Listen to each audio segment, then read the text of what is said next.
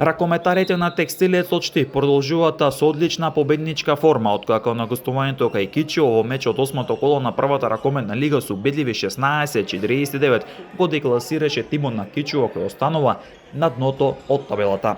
Победата беше најавена уште од самиот почеток на надпреварот. По 7 минути игра ракометарите од Штип има серија 0-6, а потоа разликата постојано се зголемуваше. Во 15-тата минута разликата беше плюс 10 при резултат од 3-13.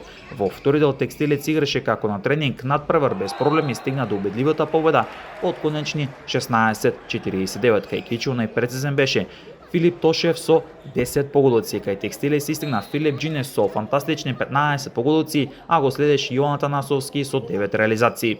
Во следното коло Текстилец на домашен терен ќе игра против големиот фаворит на осот Богданци, меч кој ќе се игра во Штип.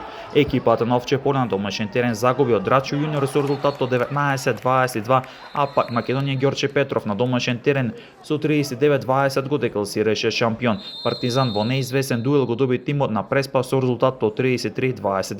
Од ова коло треба се одиграат надпреварите меѓу Млаус и Ехона, каде домаќинот е голем фаворит, и мечот во Неготино, каде Вардар како голем фаворит го чека